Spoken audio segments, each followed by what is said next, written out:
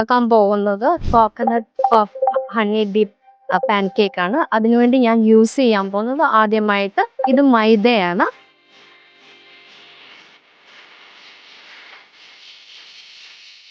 Cake ഇന്ന് പാകമായിട്ട് മൈദ ഇത് മിക്സായി വന്നിട്ടുണ്ട്. ഉപ്പ് ആഡ് ചെയ്യാണ്. ഉപ്പ് ഒരു 1/2 ടീസ്പൂണോളം ആഡ് ചെയ്ത് ഒരു ചെറുതായിട്ട് തൈര് ഉപയോഗിക്കുന്നത് 3 ടീസ്പൂൺ തൈര് ആഡ് ചെയ്ത് 1 ടീസ്പൂൺ നെയ്യാണ് ആഡ് ചെയ്യുന്നത്.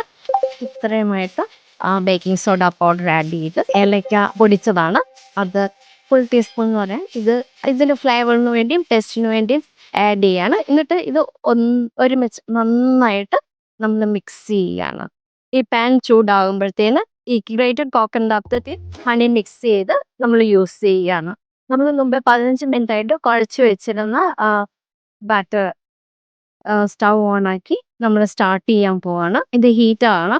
നന്നായിട്ടൊന്ന് ഹീറ്റായി കഴിയുമ്പോഴത്തേന് നമ്മൾ ഈ ബാറ്ററിൻ്റെ അകത്തേക്ക് ഒഴിച്ചു കൊടുക്കുകയാണ്.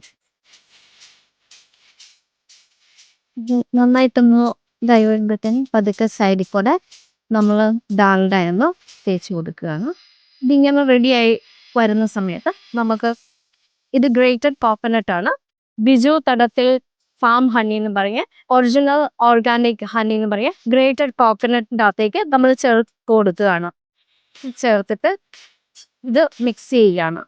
മിക്കവാറും ഇതിൻ്റെ അകത്ത് ഷുഗർ ചേർക്കും, പക്ഷേ നമുക്കിതിൻ്റെ അകത്ത് നമ്മൾ ചേർക്കുന്നത് ഹണിയാണ്.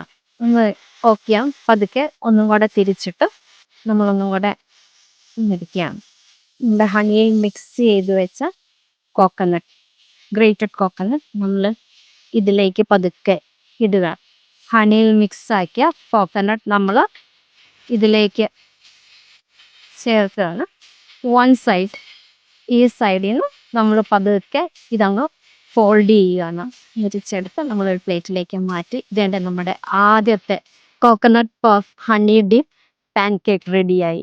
നമ്മുടെ പാൻ കേക്ക് ഉണ്ടാക്കി കഴിഞ്ഞ് ഇത് ഹണിയാണ്.